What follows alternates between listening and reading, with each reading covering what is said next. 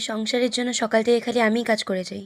বাবার সেবা করি, মায়ের সেবা করি, বাচ্চাটাকে দেখি। কি করো তুমি? দৃষ্টি, আমি ট্রাই করছি তো। বাচ্চাটার স্কুলের 5 মাসের ফিস এখনো বাকি আছে। তোমার কি মাথায় আছে? কবে থেকে বলে যাচ্ছি আমি তোমাকে। তুমি কিছু তোয়াক্কাই করছো না, তাই না? আমি কখন বললাম আমি ভাবছি না? তো ভাবছো নাই তো, 5 দিন ধরে হচ্ছে সেম জিনিস। আমি তো মানুষ একটা, না রোবট না তো। গোটা সংসারে বোঝাটা আমার কাঁধে। বাবার এই অবস্থা, দুটো বোন আছে, এবার বোঝো জিনিসগুলো। আমি তো বিয়ের পর থেকে কোনোদিনও কোনো কিছু চাইনি, কিছু দাবিও করিনি। অন্তত এখন বাচ্চাটার দিকে দেখো। মা হিসেবে তোর গাফিলতিটা পারছি না সহ্য করতে, তুমি পারছো বাবা হিসাবে, আমি পারছি না। যদি তোমার পক্ষে নাই হয় না, বলে দাও, আমি বাইরে গিয়ে কিছু করে নিচ্ছি আমার বাচ্চার জন্য। তোমাকে করতে হবে না। আর তোমার কোনো দায়িত্বজ্ঞান বোধই নেই, বুঝলে? তুমি কি বলছো? তুমি চাইছো কি বলতে? আমি আমি গাফিলতি করেছি ওর জন্য?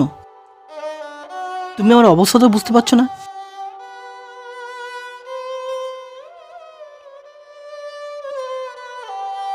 আমি চেষ্টা করছি দৃষ্টি, প্লিজ একটু বোঝার চেষ্টা করো আমাকে। বলতে পারছি না আমার মধ্যে কি হচ্ছে, কি আমার জ্বালা তুমি বুঝতে পারবে না। আমি চারিদিকে দৌড়ে বেড়াচ্ছি। জাস্ট আমাকে কটা দিন টাইম দাও, আমি সব সলভ করে দেবো। সব সলভ করে দেবো আমি।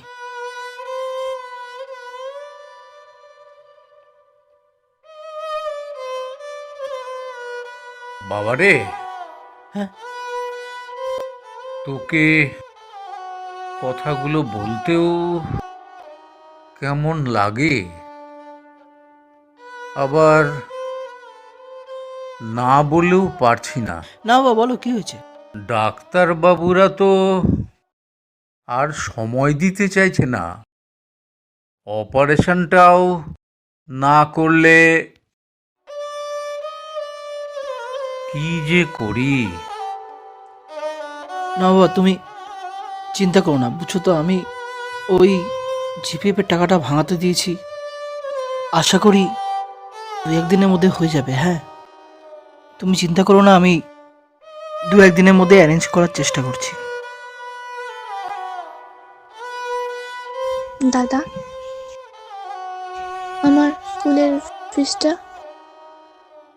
ও, তোর স্কুলের অ্যাডমিশন না? নতুন ক্লাস, নতুন বইপত্র, আবার নতুন ড্রেসও তো কিনতে হবে তোকে, আবার টিউশনেরও ব্যাপার আছে।